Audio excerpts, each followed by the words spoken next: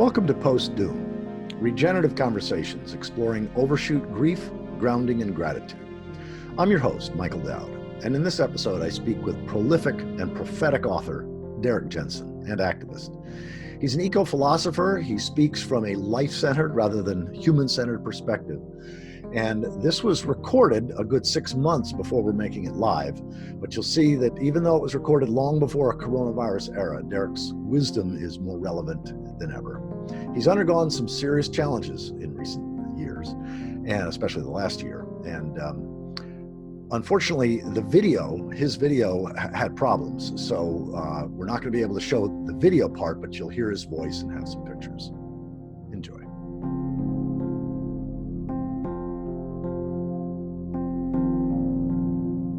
I would love to hear just sort of an encapsulation of your more recent work and what's particularly up for you now. Like, what are you passionate about or concerned about now in August of 2019? A few ways to go at it. The most personal way is that the last 18 months have been hell. My mom, with whom I was very close, was diagnosed with cancer, and then I took care of her, pretty much sole caretaker, until she died in November. And then in March, I had emergency open heart surgery, and I've been recovering from that. Oh my gosh. And then also I lost 3 publishers. So yeah, it's been a tough year. And what I've been working on, I have 2 books that are circulating right now. One of them is about generally a war that has been fought for the soul of anarchism, between those who understand the governments exist by and for the wealthy primarily, which is almost everybody. You know, when I used to do big talks, I asked lots and lots of people over the years, do you believe the government takes better care of human beings or corporations? And people would laugh and say, of course, corporations. So almost everybody has that understanding that governments take better care of corporations and human beings. But then there's a subset of anarchists who believe that just because rules are made by and for those in power, or laws are made by and for those in power, therefore all social restrictions must be taken away from their behavior. So this group, which is actually quite large, and has been emboldened by postmodernism and queer theory, believes, for example, that the anarchy, a journal of desire armed, has militantly promoted pedophilia.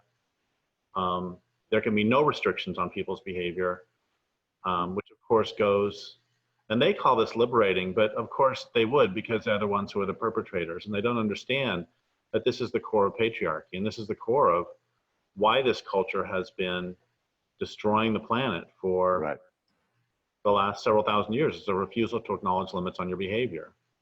And this sheet is up here. The people can't hear it. There's a sheet behind me, if you can see the visuals. And that's up there because there are a lot of, and I can't say the word because the dogs will get very excited, BARS around. And just earlier this year, it's one reason I was a couple minutes late is because there was one out there right now and I needed to put the sheet out. That female had a baby earlier this year who was killed by a male. Wow. And so a friend of mine did some research into this, and it ends up that under normal circumstances, when they're not ecologically stressed, bears normally the males will kick away the yearlings to bring the female into estrus. Mm-hmm. Traumatic, but it's not deadly. Right.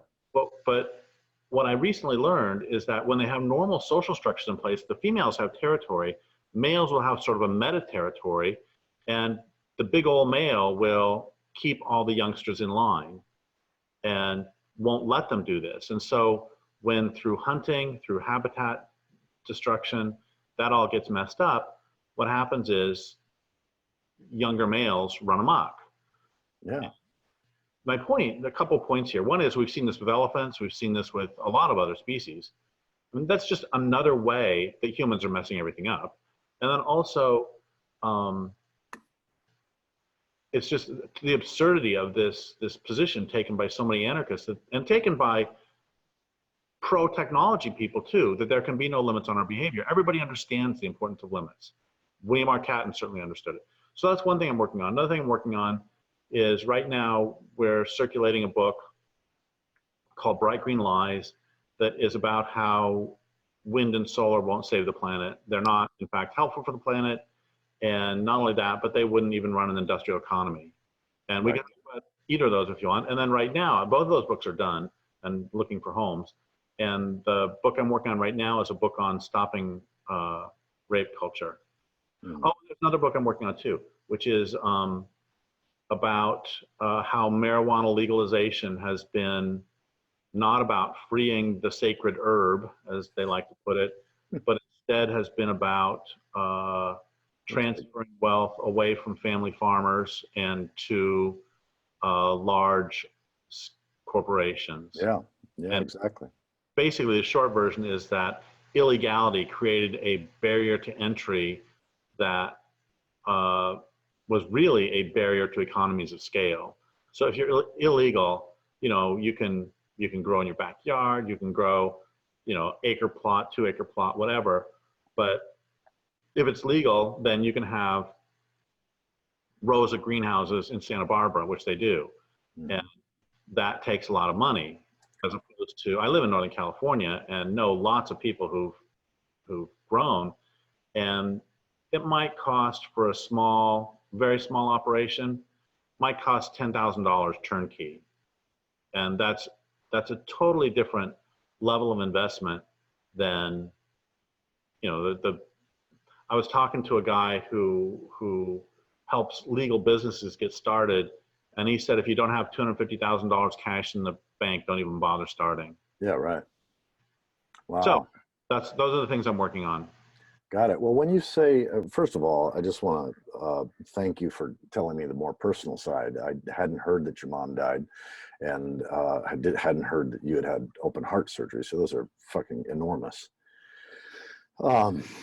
And when you say you had 3 publishers, I forget whether you said die or leave or whatever, like what does that mean practically? Well, they severed their relationship with me, and they severed their relationship with me over just a completely crazy issue that is sweeping the world right now. Well, the short version is they severed their relationship with me because of my solidarity with women. Because I sometimes fear for human sentience. I'm not entirely sure that we're sentient, because every time we take a good idea, we turn it into the stupidest possible thing. And this is an example of that. The postmodernism emerged from the understanding that the stories we tell are that the winners tell stories in wars. So there was this increasing recognition that the stories that we were told about Columbus, about history in general, were white, male, Eurocentric. And that's a brilliant understanding. Yes. And so they started to talk about how there are these competing narratives, and some narratives will win through use of force, through some other reason. And that's brilliant. But then where they took that through postmodernism is because all there's competing narratives, there are those competing narratives, therefore there is no objective reality below it all. Right. How can you be so stupid? At least the little reading I've done with those who study history side by side, Toynbee, Spengler, a little bit of Vico, partly through John Michael Greer, it seems that when literacy gets widespread, when it goes beyond the priesthood and most of the public becomes literate, there's a pretty predictable pattern on the way to collapse. And one of them is rationality feeding on itself and making, going to logical extremes that it's like what the fuck? How can we get there? Why would we get here from brilliant insight? Yeah, and that makes perfect sense. And I see it too, that you can see where it begins with there were some traditional indigenous critiques of literacy, in that if your laws were written down as opposed to oral, then you would come to believe that that law was more important than the people who were speaking them. And you would lose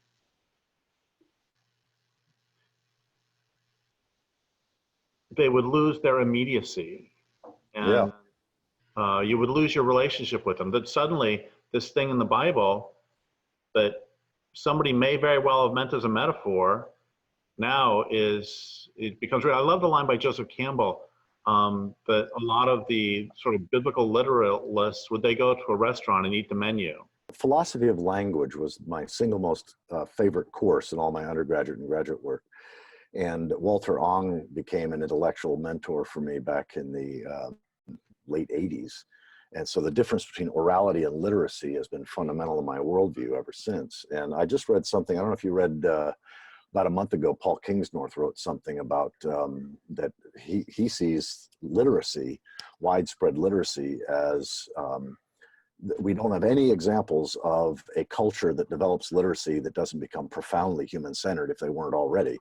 And that's really one of the things I wanted to explore with you is the notion of anthropocentrism or human supremacy as sort of foundational to our ecological cluelessness and devastation. How did the term, when you saw the invitation, how did the term post-doom land for you? And is it, how do you think about that?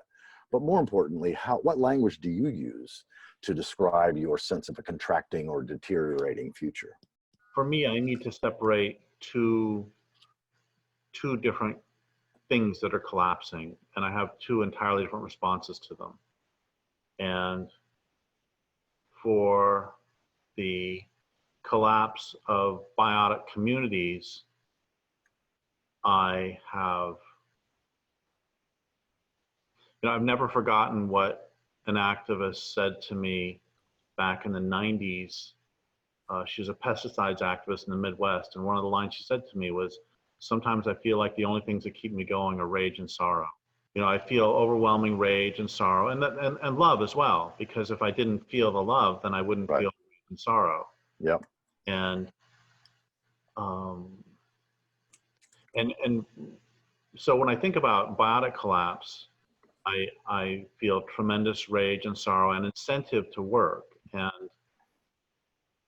And along with those, I have to add this, that the BEAR, who was there's the reason I have the sheet up right now. Last night I was upstairs and I could see down, and she was lying fully extended on the porch, on her side, sleeping so deeply that her breaths were, extremely long. And yes. And I just stood there and watched her for about 10 minutes and thought about how happy that makes me. It takes me back to a campaign that a whole bunch of us were starting back in 1990, an environmental campaign. And before we started, we're all sitting at the table, it was like half a dozen of us. And before we started, we went around the room saying, "Why are you doing this?" And all the answers were more or less the same for the critters, and one woman got up and walked over to her desk and picked up a photograph and showed it to all of us. It was, at first it just looked like a big Doug fir tree, but then when you look really closely, you can see there's a little hole in it and a little spotted owl is sticking her head out of the hole. Wow. She said, "I'm doing it for her." And so, when I think about just the devastating sorrow and think about how hard this can be to work against this cultural momentum, I always come back to, I'm not doing this I'm not really doing this for humans. I'm not doing this for, You could say I'm doing it for humans in the future because long-term anthropocentrism is the same as biocentrism, but I'm doing it for her, and I'm doing it for all the other refugees in the world, who, especially the non-human refugees, and and they are the ones who give me strength to keep going. That when I start feeling bad, I was like, oh, I had some publishers dump me. Oh, this is so bad. It's like, you know what? I could be being blasted by sonic, by ships with their sonic exploration in the ocean. I could be, getting beaten by villagers in India, or I could get being poisoned by ranchers in Colorado. And, I don't have it that bad. I'm a member of the oppressor species. I'm among the elite of the elite. So on one hand, we have the collapse of the biosphere, which I am fighting, for every scrap I can, because anything that remains, it's like a friend of mine says, that we can't predict the future, and as things become increasingly chaotic, he wants to make sure that some doors remain open. And what he means by that is, if bull trout are still around in 10 years, they may be there in 100, but if they're gone in 10, they're gone forever. On one hand, we have that, and on the other hand, we have, when most people talk about the doomsters, or when most people talk about doom, what they're really talking about is a collapse of human civilization. And I see that as the liberation of the planet. I'm not in any way discounting the human suffering that is already taking place and that will take place with that. I mean, I have multiple diseases, and I would be, take away my industrial medicines, and I'm dead in, I don't know, probably 6 months at most. And that's okay, because neither my life nor the life of any other individual, human or non-human, is more important than the health of the biotic community. I look at the collapse of civilization as like counting down to my birthday. Yeah.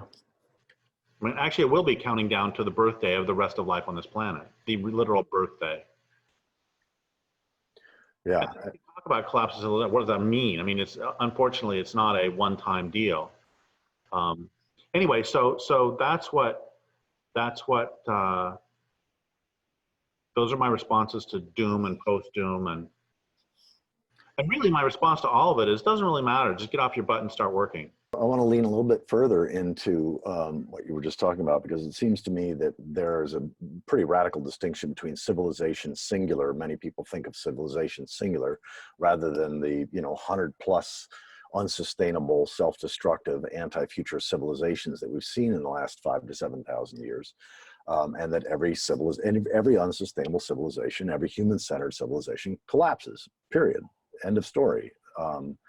And so we shouldn't be surprised that this one is global.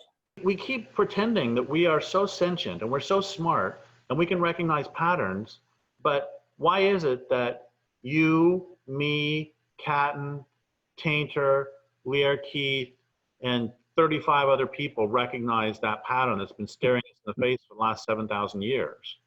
Well, part of my answer is that line by Upton Sinclair: it's hard to make a man understand something when his job depends on him not understanding it. Right. Let's get rid of the sex-specific language and change it, more broaden it to, it's hard to make people understand something when their entitlement depends on them not understanding it. You're one of the people that have done more to further an ecocentric, life-centered worldview for decades now. How was that? When did that occur to you? Give a sense of your trajectory. Like, okay, you were born in the mid-20th century. When did it begin to shift for you? Give a sense of sort of your story of coming to waking up to our global predicament. And was it gradual, sudden? Give a sense of your story about that, and then how you found it emotionally, dealing with so many people who are blindly following a anti-future, human-centered perspective. I was raised Seventh-day Adventist, which was there's some crazy in there, but one of the things they did that was great was that from Friday sundown to Saturday sundown, you couldn't do non-sacred things. So I couldn't read a novel, I grew up never watching college football. Didn't watch cartoons, not because my family didn't allow cartoons, but because they were all Saturday morning. Right. And instead, my family would spend Saturday, or I would spend Saturday, either way, out in nature and taking a lot of walks, going through drives. And then also I lived somewhat in the country, semi-country, and I spent all my time outside playing in the irrigation ditch and playing in the meadows. And then when I was in second grade, somebody put in a subdivision next to where we lived, and it, killed the grasshoppers, killed the meadows, killed the meadowlarks, or drove them off. And I remember thinking in second grade, if they keep doing this, where will the others live? And that's the language I did have. The language I didn't have at that time is you can't have infinite growth on a finite planet. Right. So I understood in my bones in second grade that we were pushing everybody out. And about the same time, there was this writer I really liked when I was a kid, William O. Steele. He wrote adventure stories on the frontier from, set in the 1803 or whatever. And I found myself always loving the beginnings of those books. The books were basically all the same, where some kid heads out into the wilderness and has all these adventures, and at the end of the book, civilization catches up to him. And I found myself just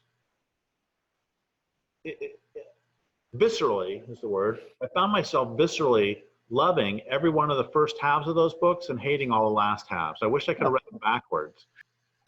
And so there was I decided as a kid, I didn't commit to this until later, but I decided as a kid that I didn't want to have any children because there's too many humans. And so it was very young for me. And then when I was a teenager and in high school, I did well in calculus. So anybody who does well in calculus needs to go into engineering and science. And so I took a detour, but I was just talking to a friend of mine from high school last week, and my degree was in mineral engineering physics, which means physics with extra engineering and geology classes. Didn't like geology much. I didn't like the physics too much. I liked the beginning physics, but I was telling my friend that if I would have stayed in engineering, I did like the engineering classes. That was kind of fun. And, maybe my whole life would have turned out differently if I would have been an engineer instead of a scientist, because that was a little bit fun. But on the other hand, my mind always jumps to context. And the only way you can be a really good engineer, engineers are great for, designing an air conditioning system for a manufacturing plant or building a bridge. And what they're not so great at is figuring out whether that bridge should be built in the first place. And so I think had I gone into engineering, I think probably I would have had a crisis of conscience a few years later. But in any case, I was still sort of, I sort of lost my way for a while there, and then came back. And then in my mid-20s, since this was back in the 80s, I was kicking around and not really, I didn't know what to do, and I wasn't an activist, and I knew everything was messed up, and I just didn't, the problems are so big, I didn't know where to start. And I did Right, of course. things in my life, which is, I decided I wasn't paying enough for gasoline. So, because I didn't cover the ecological and social costs. So, small step, every time I spent $10 on gas, I would either A, give $10 to a local environmental organization, or B, I would pay myself $5 an hour to do activism. Because it was a small thing, this is how I write books too. I don't write a whole book. Writing a whole book is too scary and too big and nobody can do it. Instead, I can write a page. And then I can write another page, and I can write another page. So it's the same thing. I started doing this. Nobody can stop civilization. It's too big. Well, great. Let's take it one little step at a time. And, that's a line that my mother kept telling me that she got from her grandmother, which is inch by inch life's a cinch, yard by yard life's hard. Right. Midwestern cliche, but it's how I've written 25 books. And it's how I keep myself working. I can't, I have no patience for the people who say, oh, the problems are so big. It's like, okay, great. Find one thing.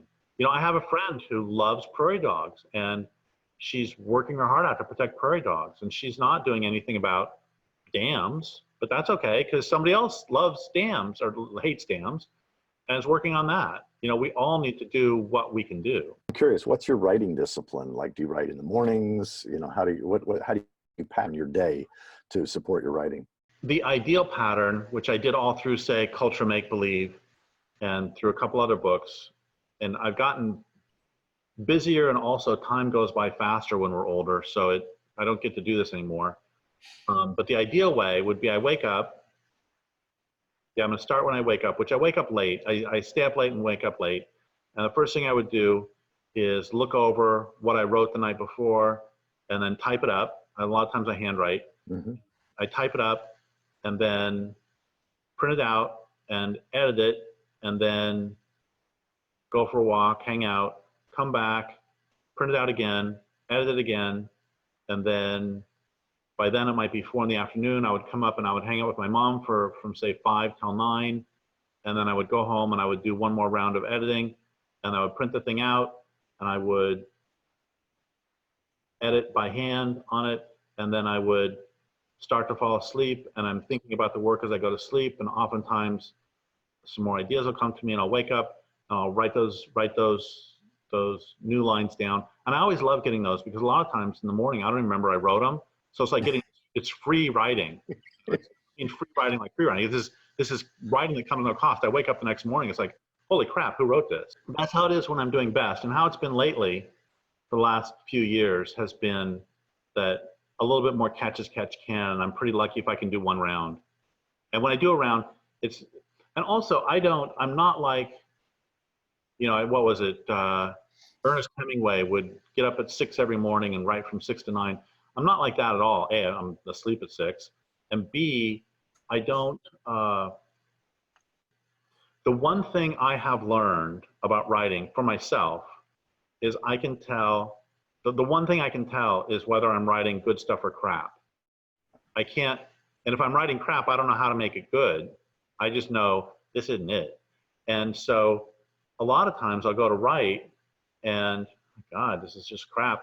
And I used to be, I would try to force my way through it, but I've learned for myself, again, this is not advice to other writers because everybody's different, but for myself, I've learned that when I'm writing crap, I need to go wash the dishes or anything else, because whatever direction, like a dog, I've lost the scent. And for me, if I've lost the scent, it doesn't matter. Or like fishing, you can pound on the water all you want with your fishing pole and it doesn't matter. But basically, at that point, I need to wait. Yeah. There's this great Taoist term, Wu Wei, which means not doing, not in terms of doing nothing, but instead, waiting. And so basically, I spend most of my time during the day, not now because we're focused on this, but so after we get done, then I have to drive into town, do some errands. And when I'm doing those errands, the whole time, to go back to the fishing metaphor, the line's going to be in the water. Mm-hmm. And then if the bobber doesn't move, then that's I do the errands. If the bobber does move, I pull over and start writing as fast as I can. Yeah. There's Robert Louis Stevenson or somebody else, one of those famous writers from 100 and some years ago, said something about the way he wrote was to drift, wait, and obey. Wow, drift, wait, and obey. That's great. I mean, I've found that writing with my right hand in a journal and typing And speaking, I've started using some voice-activated software, Dragon Speaks Naturally on my computer. And I'm noticing there are 3 different brain functions. It really are. In fact, typing with my 2 hands is the least productive. That's interesting. For me, the least productive is the tape recorder. I can't do it. Yeah. I've tried. I mean, especially that would be nice, you know, in the middle of the night to just not have to turn on the light and grab the paper. But so that one doesn't work. That's the least productive for me. And you're right, it is different processes, and I have not yet been able to figure out why sometimes it works better to type and sometimes it works better to handwrite. Are absolutely different processes. Right, absolutely. I mean, well, part of it too is just my life. I mean, for the last 35 years, I've been a public speaker, and just in the last 18 years with Connie, I've spoken close to 3,000 times, and I don't use notes. So I'm really good speaking. Well, you too. But I find I do some of my best thinking on my feet, and I'm surprised by what comes out of my mouth. So to be able to capture that is sometimes useful. Anyway, back to sort of this flow. Joanna Macy, Thomas Berry, many others speak about the big picture, the universe story, epic of evolution being a real support to their worldview and in these difficult times. Have you found that sort of larger perspective, this evolutionary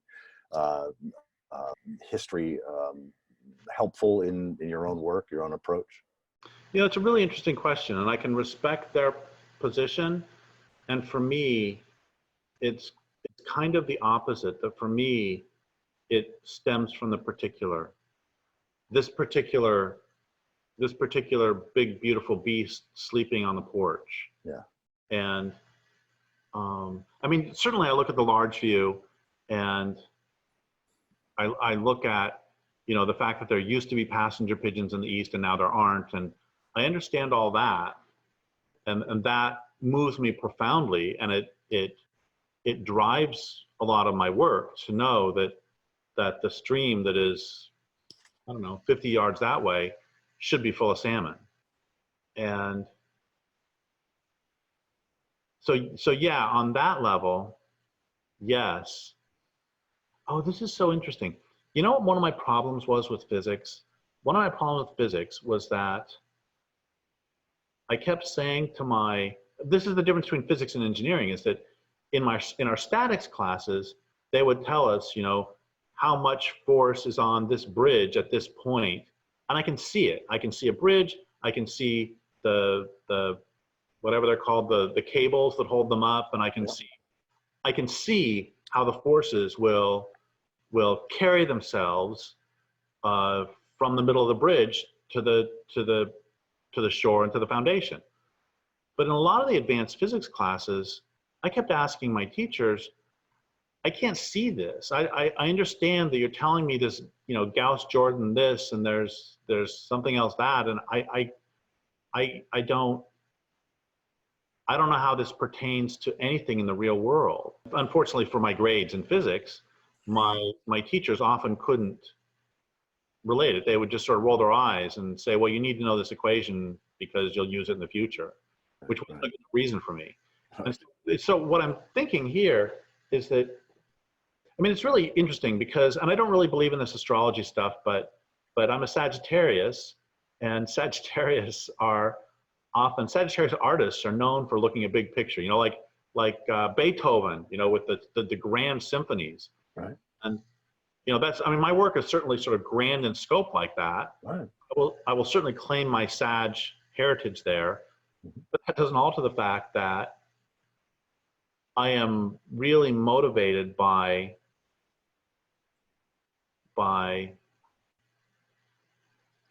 if I can understand, you know, sort of the flow of evolution, but that doesn't move me as much as seeing a grasshopper. The particular, the immediate, the present, and the more than human is where you find more motivation. Total sense. I do too. It's just that because I've been a student, or I was a student of Thomas Berry's since 1988, I also find, and Joanna Macy since 1989, I've found the epic of evolution told not in a human-centered way, which many do, but in a life-centered way to be sort of my sacred story. Okay, so here, I'm going to say a couple things. One of them is that there are ideas like postmodernism that are just stupid. And then there are ideas like, what you're talking about, the grand scope of evolution, that I want to be clear that for me doesn't go into the stupid category. That just goes into the, wow, that's amazing, but it doesn't move me as much.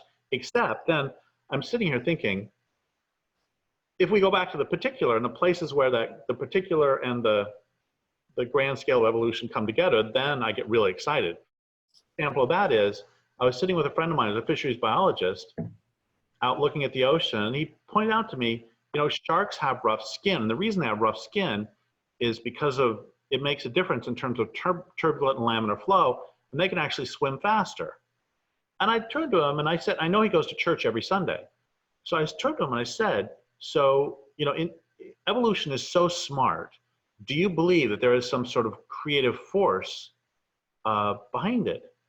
And he said, and I said, because you go to church every week. He said, no, honestly, we just go to church for socialization. And he said, what I believe is that there is great intelligence in time.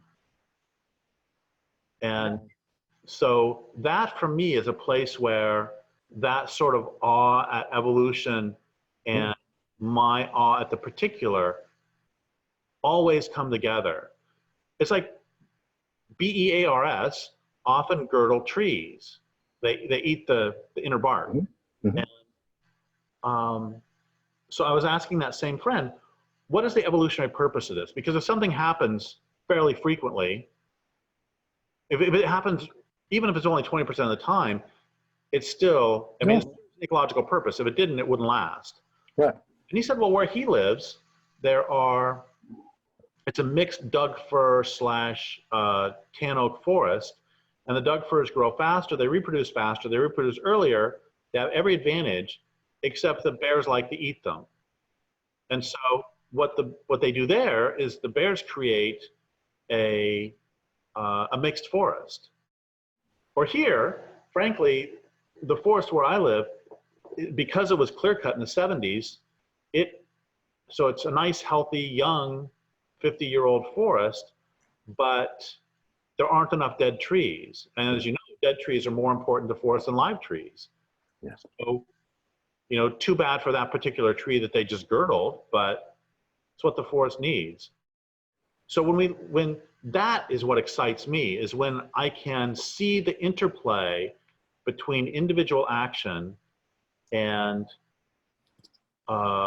larger evolutionary purpose. For me, ecology and evolution are the two most sacred, to use that kind of religious language, interdisciplinary bodies of knowledge. And that's where, for me, the big picture of time and the immediate and particular of place come together in that intersection of ecology and evolution. And I'm curious, do you have any, if onlys? If only humanity hadn't done this, or if only humanity had done this by X time, then things would be different? Or has your reinterpretation of the past moved more along the lines of inevitability? That's what I fall asleep to every night, is if only. It's interesting, which may explain the insomnia. It's interesting, okay, I don't generally, for the most part, I don't generally follow the great man theory of history. Mm-hmm. I mean, I think it would have been useful to, it would have been nice if somebody would have pushed Hitler in front of a bus in 1922. But that would have done nothing to deal with the generalized anti-Semitism running through Europe at the time. And, there are larger historical forces at work. There were a lot of people who thought that the Holocaust was going to come out of France because of the tremendous anti-Semitism there. But they didn't call it the Holocaust yet, obviously. Right. They didn't know what it look like, but and I mean there are I mean I can't tell you how many times I have wished that Christopher Columbus's ships would have hit a storm and sank. Yes. But had they, it doesn't matter really, because somebody else would have come, and somebody else would come. There are these larger cultural forces, and I mean, I don't. Okay, before we go any further, I need to say, I don't think that what humans have done is biologically predetermined, because the Tolowa lived here for 12,500 years. It is possible for humans to live in place without destroying the place. Exactly. Doesn't mean they're perfect. Doesn't mean they don't kill their neighbors. Doesn't mean they don't have fights. Doesn't mean the individuals don't have squabbles among themselves. I mean, it's not a romantic, what is it, noble savage thing where they walk around, you know, and they never get in trouble with each other. I remember Jeanette Armstrong, Okanagan Indian, said to me one time, you know, we have as many problems as you white people do. The big difference is that I recognize that my great-grandchildren might marry their great-grandchildren, so we have to figure out how to get along. So that's that. I think the point at which it is, okay, I sometimes think about the greatest accomplishments of the dominant culture. And really, I think the greatest accomplishment of the dominant culture is stopping evolution. That's an extraordinary accomplishment. Or killing the oceans. I mean, and putting a man on the moon is way easier than actually destroying all life in the oceans. That's the biggest accomplishment of this culture. But I look back, and of course I'm heavily influenced by Mumford. I think that one of the biggest accomplishments is what he called the mega machine, which is arranging people into an organization like a machine so they're all different cogs and working together. Yeah. One of the reasons, okay, I don't think humans are inherently destructive. I do think humans, like almost everybody else, are inherently contentious. Mm-hmm. And I think we get in fights. Mm-hmm. I think we get in spats. And I think that there is a reason. Okay, I'm going to take a view that's extremely unpopular. And I think that traditional forms of warfare serve a really important purpose. And one of those purposes is to keep people from getting into too large of numbers. And I think our contentiousness makes it so we can live. And what's the number that people say 120 is the largest you can have a functioning community? 150. Yeah, 150. Okay. Well, no, I say 120 and we can fight about it, right? And then you disagree, so I'm going to kick you out of the community, or you're going to kick me out of the community. That's how it works. That's how it always worked. See, that's the thing, and this is where I find Teddy Goldsmith useful, is that when you look at the anthropological research of the last 500 years, it tends to be that sustainable cultures, or pro-future cultures, those that don't file and degrade everything they depend upon, tend to find ways of working with that contentiousness. Well, they find ways to work with it without, the problem is that once you get into the sort of, if we step away from the mega machine language, because that's sort of, people might not know that language, it's an extraordinary thing to have a military style top-down hierarchy such that you're able to get 1 million people to work together, right, or even 10,000 people to work together. And not just 10,000 people to get together long enough to go to watch a rock concert or a baseball game, but to get Coca-Cola, to have all these people who have all their petty intrigues and all their fights and all their spats and all their I hate this person, I like this person, all their office affairs and everything else, to get them to actually work toward putting out this syrupy substance that's going to make everybody sick. I think the moment at which everything became inevitable was when, well, there's two moments. One of them was when humans somehow figured out how to make these large-scale organizations that you can turn into an army, because that gives you a competitive advantage over all your neighbors whom you want to conquer. Yes. The other is, and you know this, we all know this, that totalitarian agriculture, where you convert all of the biomass on the land where you live, you convert all the land into raising food for humans, which allows your population to grow. But since you have kicked everybody else off, the land, all those other creatures, all those other beings are no longer able to serve their functions of keeping the land healthy. So the land degrades. Meanwhile, you have converted it into human beings, and therefore you have enough human beings that you can make an army. And so you have a choice, because your land will no longer support you. Either you collapse or you expand. Right. Problem is, once you start expanding, you have a competitive advantage over your neighbors, because your neighbors did not cut down the trees to make chariots or ships of war or whatever. So once you reach that point, yeah, then I think it is inevitable that you're going to conquer your neighbors, and you're going to keep conquering until you run into a physical limit, which is what causes however many of those hundreds of civilizations that have previously existed. That's what causes them to collapse. They run into those physical limits. I completely agree, and I've been using the same thing. I mean, not only Daniel Quinn, but also James Scott, his book Against the Grain, and Richard Manning, same title, Against the Grain, have talked about how agriculture, totalitarian agriculture, and state power that facilitates hierarchical organizations of thousands and thousands of people really come, how they come together in pretty devastating ways over time. And then you got the parable of the tribes, that once you've got a situation like that, then it really becomes almost inevitable, if not inevitable, that we end up in the world that we now have. And whether some remnant of humanity survives this bottleneck, I think there's a decent chance that will happen.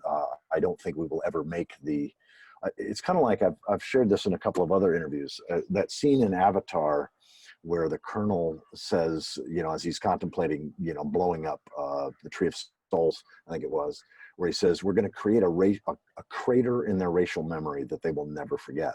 And I think the collapse of Homo colossus, the extinction of Homo colossus, the collapse of industrial civilization, I hope, I believe, will be the crater in our racial memory, that if any humans survive the bottleneck, they will have however many groups around the world are in little pockets, they will all mythologize the collapse of industrial civilization in a way that's really clear that that's evil, that human-centeredness, that's self-destructive. We're treating the living world as a lesser it rather than a greater thou is the fundamental source of our problem. I hope that's true. And then the other thing that gives me some optimism for the future on that is that there will never be another Iron Age, because the easily accessible reserves of iron are gone. And there'll certainly never be another oil age. Right. So there might be local outbreaks of this, but they won't be able to metastasize the way this one has. For crying out loud, it would take, I'm presuming that the planet survives in a functional way, it will take a couple thousand years for trees to be big enough to make ships of war. The last two questions I want to touch on are one having to do with impermanence and death. Connie and I, for example, did programs for many years on a sort of sacred evidential understanding of impermanence and death. Have you found thinking about mortality and death from an ecological evolutionary perspective particularly helpful, or is that not something you think about a whole lot? Given that my mom died last year, it is something I think about a lot. And I just want to put this in, that, and I don't know how this fits at all, but as she was, it's like they say, there's no atheists in foxholes, and as my mom's dying, I'm talking to her lots and lots about, you can come to me in dreams, and talking about, what may happen to her on the other side. And I'm going to write a book about this at some point. And one of the things that I need to examine is, and this is where like the spiritual part of me and the engineering part of me all keeps mixing together, is that my problem with an afterlife is who gets to go and who doesn't. Mm-hmm. I mean that in terms of, it's just absurd to me to think that humans would have an afterlife and nobody else would. Well, nor the microbiome that makes our lives possible. Exactly. It's like, so what happens? Like, okay, does every little tadpole who lives for 20 seconds before they get killed by a back swimmer? Do they get one? Do they get afterlife too? And so what about a seed that never germinated? Does that count? Is it, and what about rocks? What about a rock that gets broken in two? Does it get after?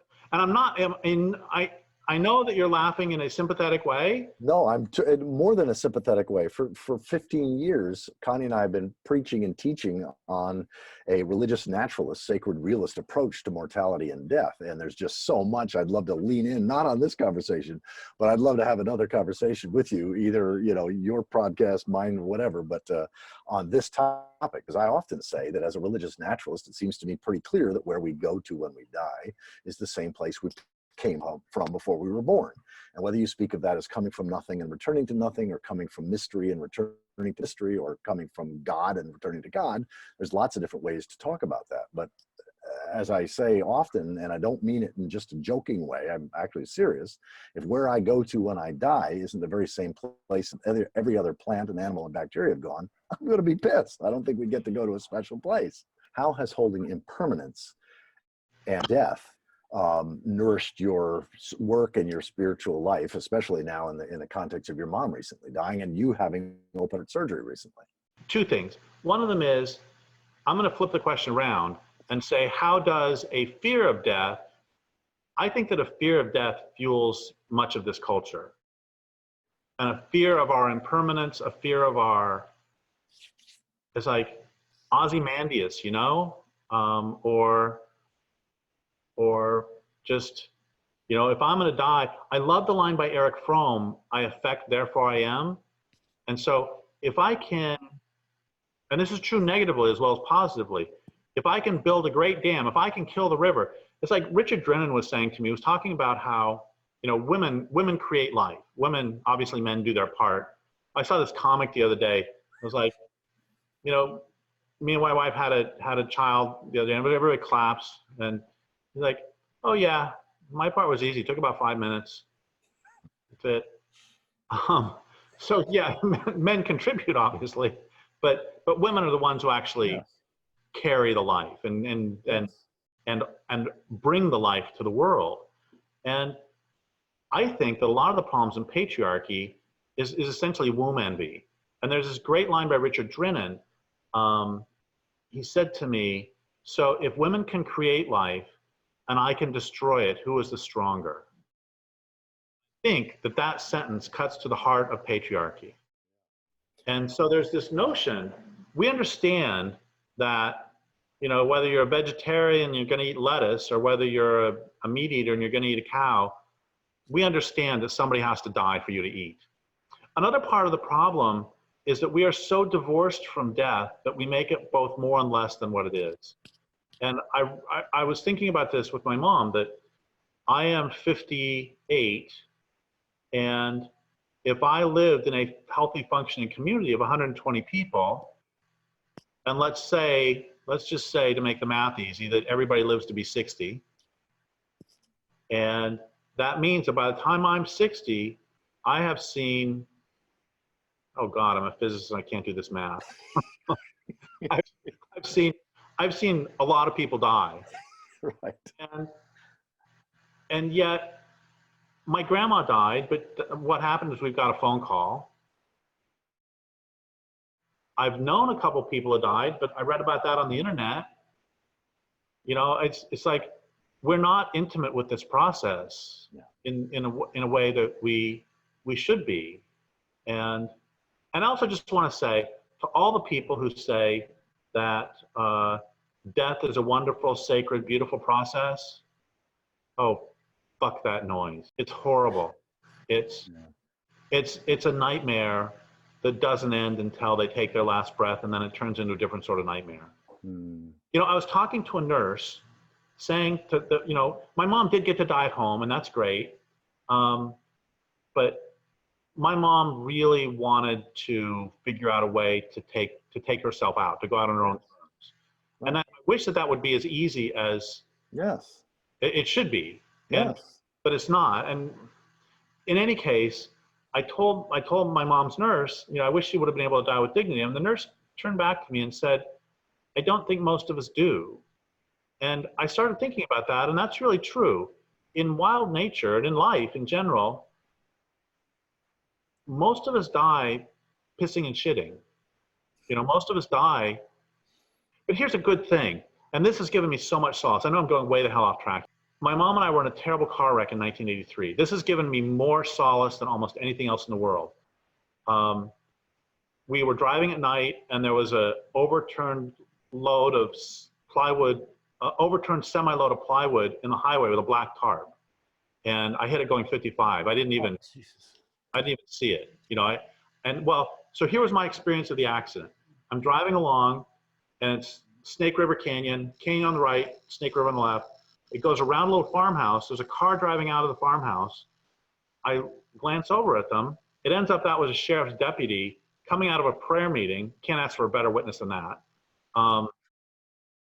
Had seen the truck weaving down the highway and then flip over. It's 2-lane highway.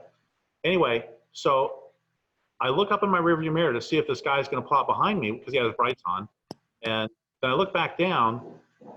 I see a black tarp. I wonder why the highway department put the black tarp across the highway. And then I realize, oh, it's because there's been a rock slide. And then I drive carefully around all the different rocks that fell down on the rock slide.